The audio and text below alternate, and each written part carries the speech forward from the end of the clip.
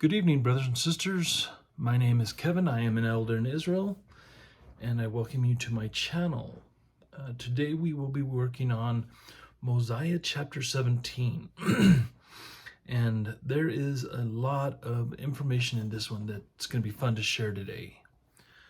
Before we begin, please like and subscribe to my channel so you can continue getting these wonderful videos that I take time to study, research, and be able to produce. If you haven't watched any of my videos, these are raw videos. I don't edit them at all. So if I sneeze, you'll see it. If I drink water, you'll see it.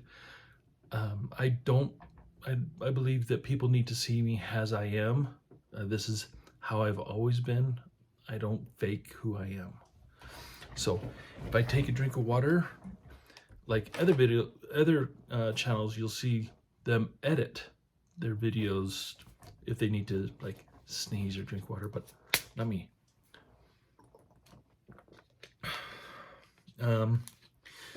So I do study what I teach. I love to read. I would show you my room, but I am in the middle of reorganizing my room, so it is a huge shamble of a mess, and I'm hoping to get it to look better, and I'll be facing a different direction, so I won't be facing out the window when I do these videos. So let's get started, shall we? In chapter 7, if you remember in chapter 16 at the very end, he is telling people that the law of Moses is a shadow of things to come. And I have spent time trying to find out what parts of the law of Moses is a shadow of what was to come. And I'm having a hard time with this. So if any of you know any member of the church that does videos that's talking about how this shadow of what is in the law of Moses is, what type of shadow is it of things to come, say in the gospel or even beyond. I would love to learn that stuff. So, okay, let's get going. Now, Abinadi had finished giving the lecture, and King Noah, man, I really feel sorry for this man a lot when it comes to Judgment Day, because he tries to bully people, but when it comes to other people, he caves in. He's bullied, and we'll see that later here in the chapter. Let's make sure I'm still signed in to my LDS account. Now when Abinadi, verse 1, when Abinadi had finished these sayings, that the king commanded that the priest should take him and cause that he should be put to death. Now, if you remember a few chapters previously, let me see if I can find it real quick.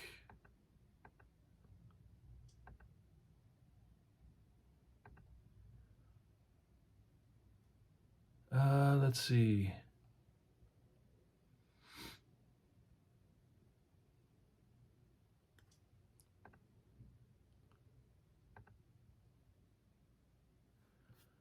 Where is it?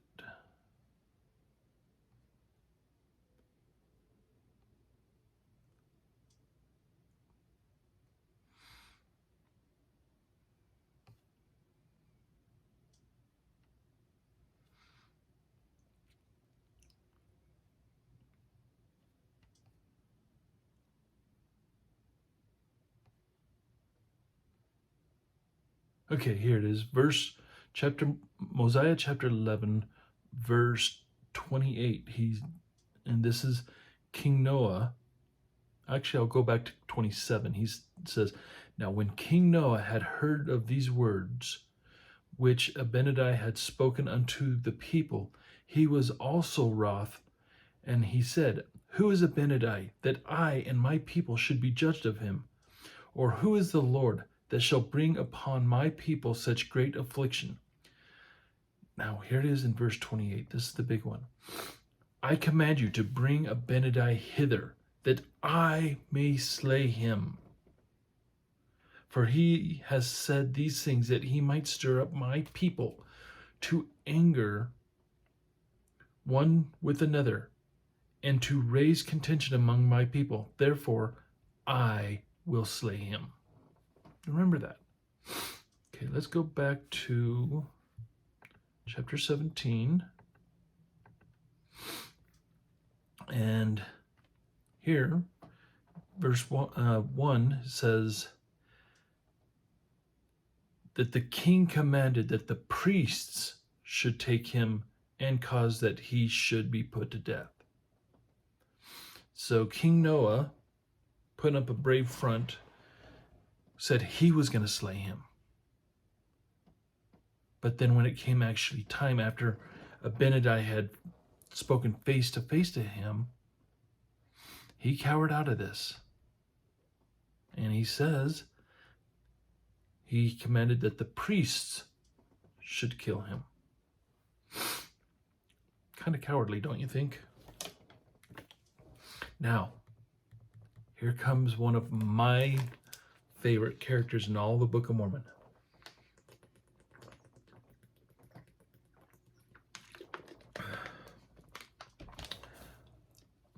Alma. Alma the Elder, as he'll later be known as. Says Alma, he also being a descendant of Nephi. One thing I'd love to know is, where do they find out how someone is a descendant of Nephi?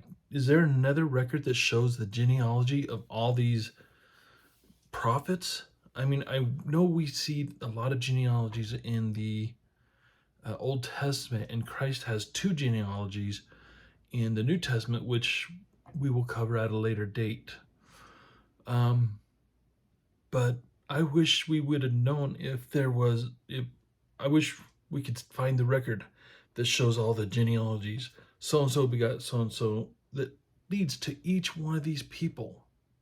It would be very fascinating. Now, it states, "And he was a young man, and he believed the words of which Abinadi had spoken.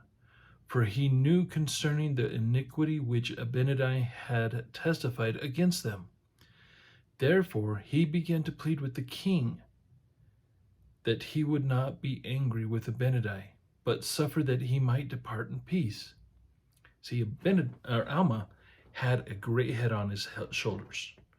He knew what they had been doing was wrong. And he tried to plead for the king. And here's what pleading with the king got him. "And the king was more wroth, and caused Alma should be cast out from among them, and sent his servants after him, that they may slay him." So, for sticking up for a prophet of God, the death sentence was given to him. Sounds about right.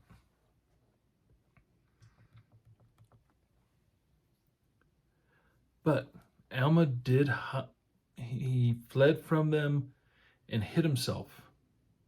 And while he was hid, he started writing down everything that Abinadi had spoken. I think that's wonderful. So here it's revealed who wrote all of this stuff for Abinadi. Since King Noah came to power and was all these priests, it's probably Alma the Elder. Oh. Sorry, my nose has been running all morning long. All right.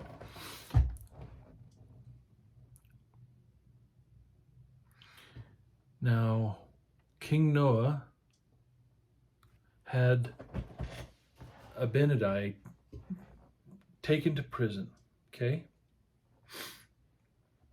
And after 3 days, he was counseling with his priests and caused that he should be brought before him. Now, here comes some interesting information. Now, verse 7, he says, King Noah says unto Abinadi, we have found an accusation against thee, and thou art worthy of death. Ooh. So what is this accusation? It says, for thou hast said that God himself should come down among the children of men. And now for this cause thou shalt be put to death.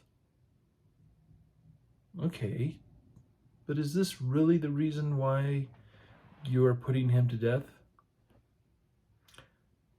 I think there's more to it, and we find out right now. He says, unless thou wilt recall all the words which thou hast spoken evil concerning me and my people. Oh, here's the real reason that King Noah is wanting to kill him. It's not that he said that God himself will come and dwell among the children of men. It's that Abinadi had spoken all these words condemning him and his people because of their wickedness. That is the real reason. So he was arrested on false charges. He was. Today, if someone would have spoke evil of, say, the President of the United States and Congress, it's protected by freedom of speech. If Abinadi would have said what to, I don't care who's in office, if he would have said if Abinadi would have said what he did to King Noah, to a president of the United States and to Congress and senators, he would be able to do it. But here, because they're under a monarchy, he can't get away with it. They don't have the freedom of speech. Shoot, I don't even think they have freedom of religion. But King Noah's real reason for giving him the death sentence is because he spoke the truth. And again, we see has Nephi, way back hundreds of years now, said that the wicked take the truth to be hard. And here we're seeing King Noah and most of his priests, all but Alma. Alma, the truth pricked him, but into knowing the truth. The rest of them, it just pricked him. It hurt him. And so that he wants him to take it back. Now, I find it interesting here. You look up the word recall in modern dictionaries. It means to bring back to memory. Now, if you go to, there's a website, it's called Webster's Dictionary 1828. Okay, we're going to type in recall. I pulled this up earlier. It's to call back, to take back, as to recall words or declarations. In other words, you're taking back what you're saying.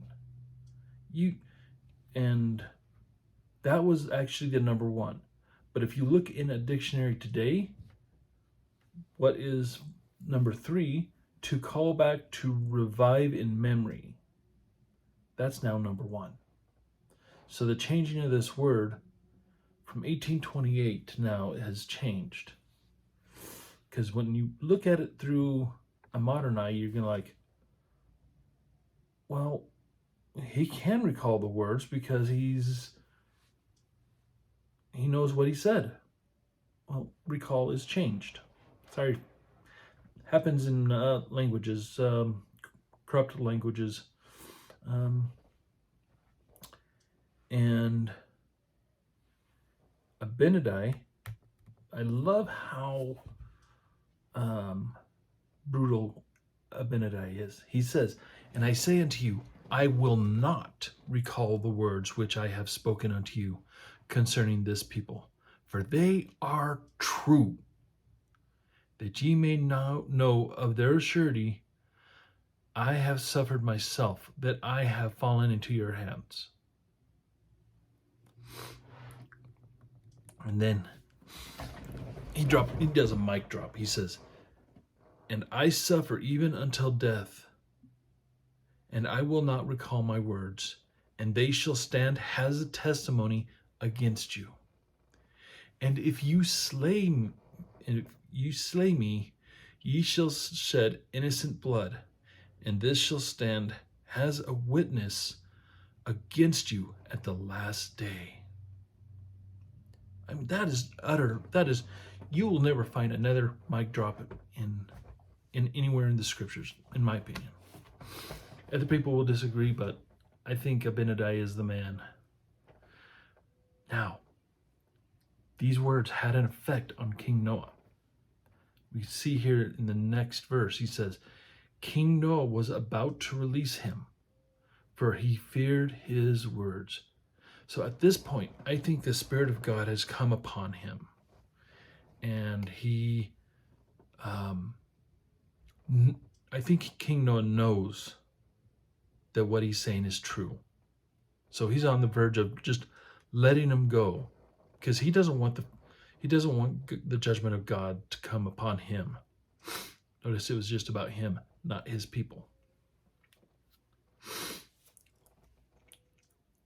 Okay, and as he was getting ready to do this, I imagine in my mind one of the priests looking over the king, and the king has fear written all over his face.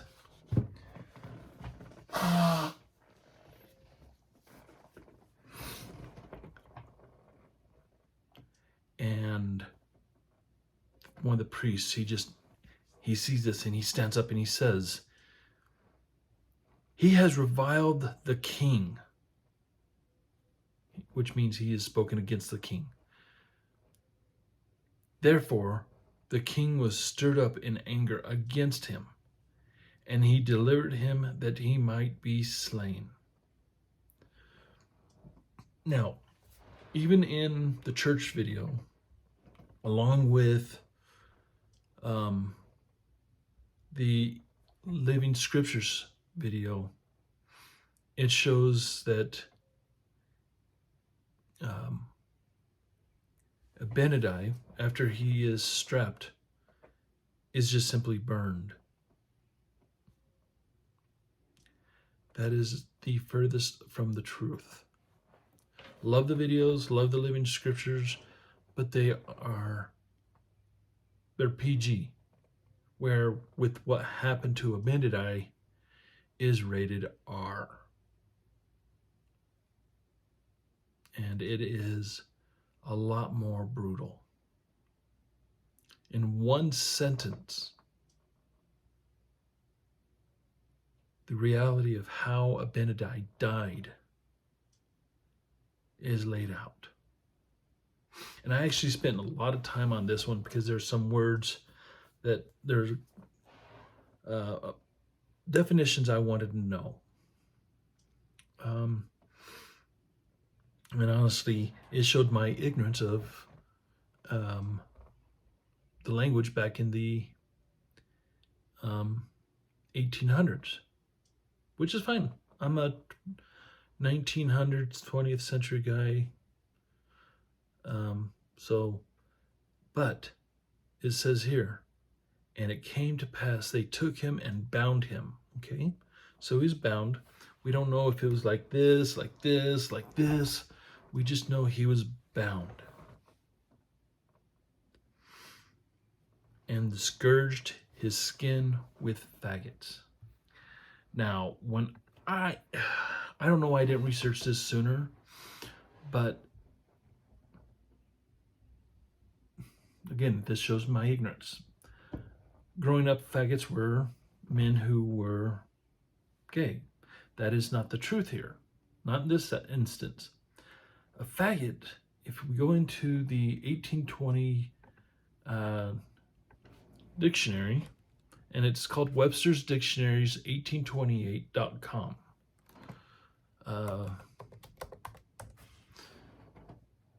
Let's see.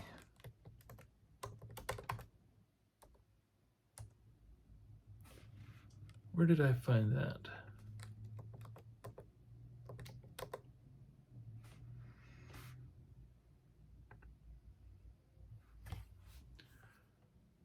Oh, now I'm not able to find it. Anyways, so a faggot is a bundle of sticks. Probably like about that big. They're sticks or branches. And they would light these on fire. They'd have fuel, and you'd take these, and they whipped him. They beat him with these. And it shows that, can you imagine that? He's bound, can't defend himself. And then all of a sudden he is beaten with these bundles of wood to the point he dies. So it wasn't simply burning him to death. He was beaten with these branches, and they were probably soaked in oil or something to get them to burn longer. And he still found strength to be able to get up and just give another great piece of scripture. Verse 14, he says, "And now when the flames began to scorch him, he cried unto them, saying, Behold, even as ye have done unto me, so shall it come to pass that thy seed shall cause that many shall suffer the pains that I do suffer, even the pains of death by fire. And this because they believe in the salvation of the Lord their God." And we actually see this come to fulfill in Alma 25:12. Let's go to that real quick. It says,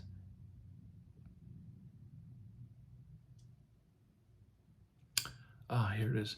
And he said unto the priests of Noah that their seed should cause them to be put to death in like manner as he was. Oh, no, it's verse 11. It says, and now Abinadi was the first that suffered death by fire because of his belief in God. Now this is what he meant, that many should suffer death by fire. Wow, it actually goes back. Let's see. Let's actually get this accurate.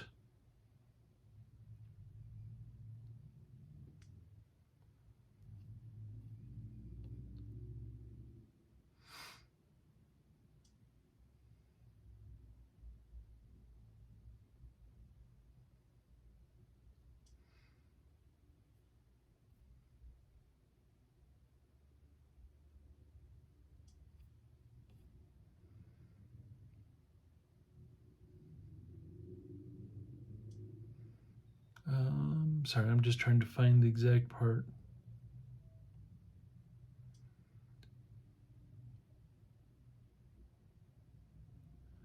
But it's... Sorry, I'm trying to read and do the videos. It shouldn't be doing that. But if you go to Alma 25, it talks about that.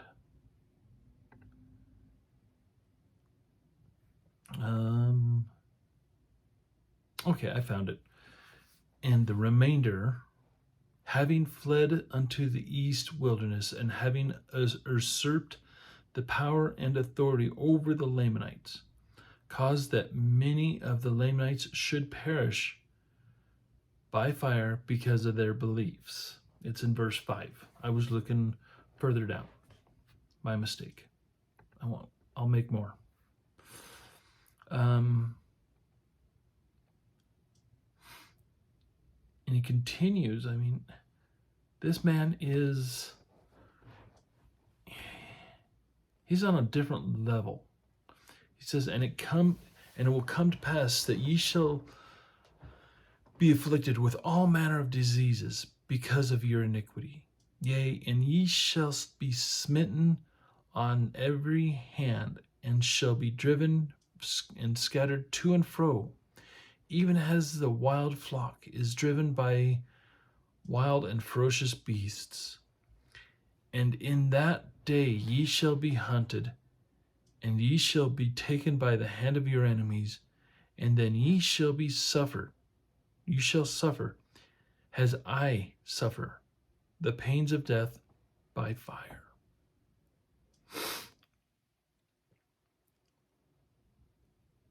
Thus God executed vengeance upon those that destroy his people. And then Abinadi says, O God, receive my soul. And now, when Abinadi had said these words, he fell, having suffered death by fire. Yea, having been put to death because he would not deny the commandments of God, having sealed the truth of his words by his death. Now,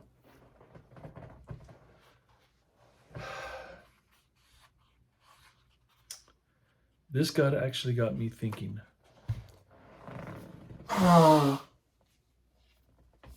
And brought into my memory a video I watched years ago, or not years ago, a while back.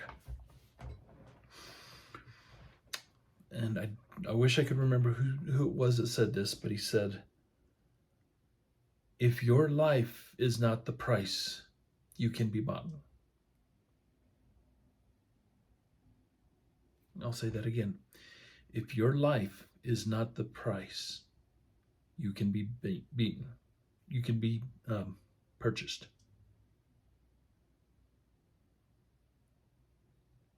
We know of prophets who have given their lives because of their testimony. Now, in the coming days,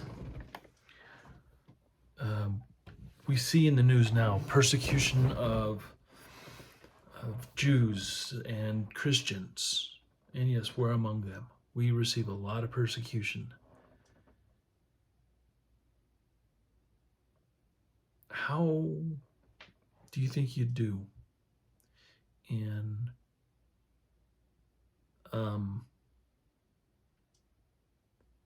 persecution? It will get worse than ever before. Would you be one of these who would be willing to lay down your lives for your testimony? Or would you be one of these that gave up their lives?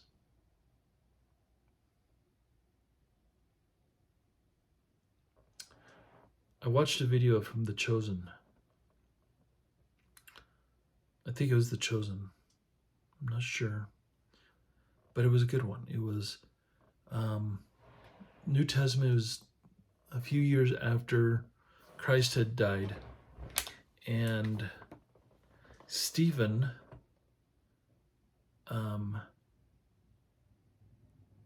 was preaching. And the Sanhedrin sent out foot soldiers. And it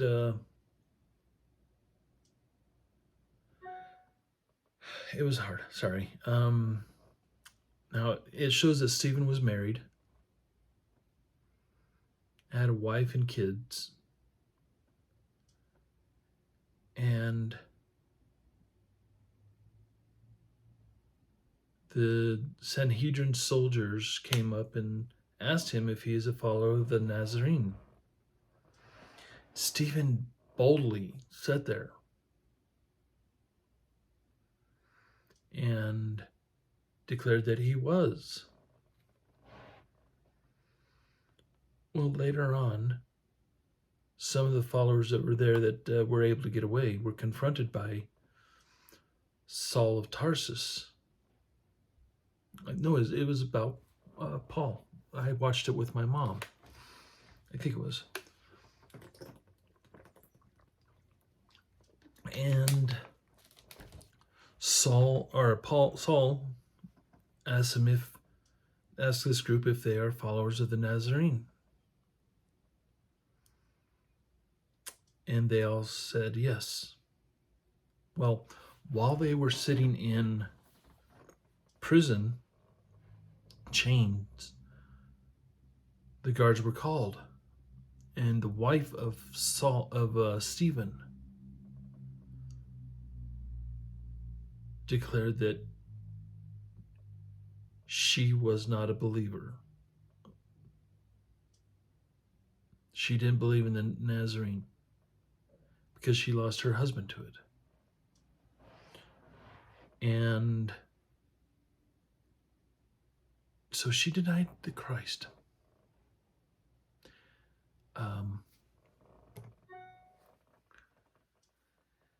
And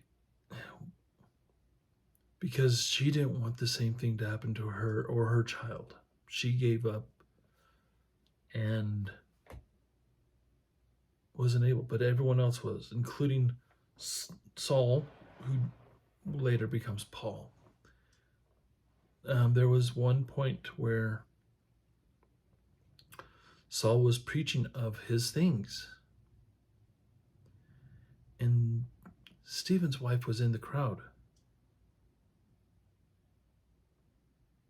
And I think it pricked her heart. I want you to honestly ask yourself in your heart, if some government person or someone from another religion was to come up to you and tell you to deny that Jesus is the Christ, that Joseph Smith was his prophet, that the Church of Jesus Christ of Latter-day Saints is God's church on this earth, would you stand firm and declare with your voice that it is all true? Or, like Stephen's wife, would you cower and deny?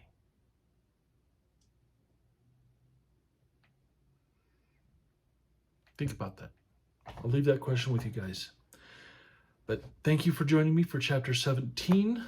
Again, if you have survived to the end of this video, please like and subscribe. And we will see you guys tomorrow tomorrow morning for another scripture of the day. Take it easy.